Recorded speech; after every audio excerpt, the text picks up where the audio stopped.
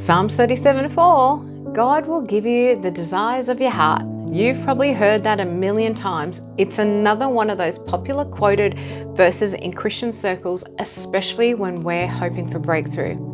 Now, this might flip your perspective. Psalms 37:4 isn't about getting what you want.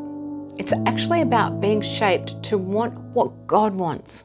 Now, welcome to Completo Context, where we don't just claim a Bible verse, we unpack the context so you can declare it and use it with power. Now, Psalms 37:4 says, "Delight yourself in the Lord, and He will give you the desires of your heart." Now, if we're not careful, that sounds like some spiritual formula. Delight equals desire granted. Almost like be a good Christian and God will reward you. But that's not what David meant. This chapter isn't a shortcut to your personal blessings. It's a call to spiritual alignment, especially when the world feels unfair. Now, Psalms 37 opens with, "Do not fret because of evildoers, nor be envious of those who do wrong."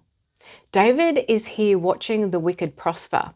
He's seeing injustice, and he's reminding us, don't let what they're doing distract you from where you're going. This is where many people get tripped up, watching others win while you stay hidden, while you're in a season of waiting, of wilderness, and of watching others win while you're hidden. It's tempting to start striving and even feel discouraged, to compare, to cut corners, or even doubt God's path for yourself. But David says no. Don't fret, don't get pulled off course. Trust in the Lord, do good, stay planted, and feed on His faithfulness. Delight yourself in Him. And it doesn't just stop there, because delighting isn't the only instruction in this chapter. Psalm 37 goes on to say, commit your way to the Lord. It says, rest in the Lord and wait patiently for Him. It tells us, cease from anger and forsake wrath. Because when you're watching the wicked succeed, the temptation to let your emotions lead is there. But this whole chapter is showing us the difference between the ones who are righteous and the ones who are in rebellion. The righteous don't just delight in God, they trust Him with their path, with their pace, with their response, and with their purpose. Now, later in the chapter, it says that the steps of a good man are ordered by the Lord. And though he falls, he will not be cast down because the Lord upholds him. That's the steps of a good man. This isn't a pass to claim for ones living in rebellion. Now, here's what we often miss beneath the surface. That word delight in Hebrew actually means to be soft, to be pliable, and fully yielded. This isn't about smiling through suffering or pretending you're content when you're not. This is about bringing your whole self to God, your desires, your pain, your questions, your will, and saying, Lord, shape me and mold me. And that's the part that most people miss about this verse. It isn't about God fulfilling your will. It's about God forming you so you can carry His. If you take nothing else from this today, take this. This verse is not about God fulfilling your will and your desires and your wants. It's about God forming you to carry His will. And that requires something that the flesh hates: surrender, obedience, and righteousness. Now, I know when we hear surrender your will, it can sound like a trap. It can sound controlling. It can sound like giving up your dreams or becoming a doormat.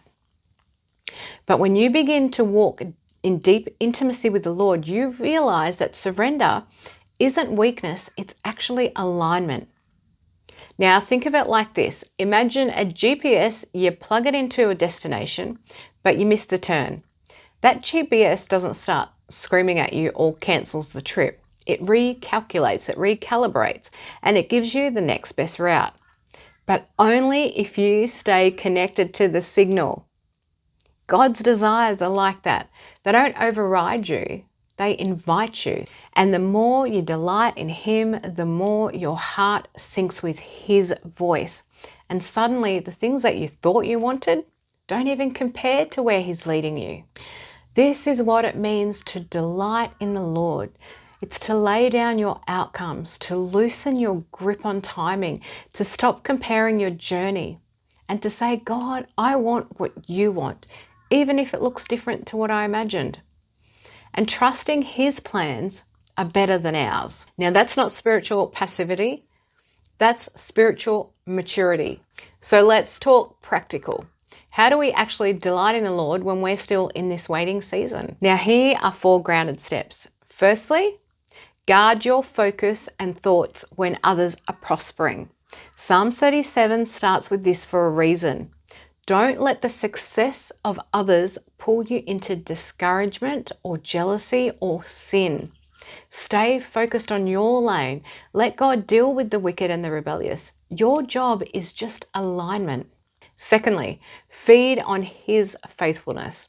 Verse 3 literally says, dwell in the land and feed on His faithfulness. Keep reminding yourself of what He's already done. Go back through the past breakthroughs. Write them down, declare them over yourself.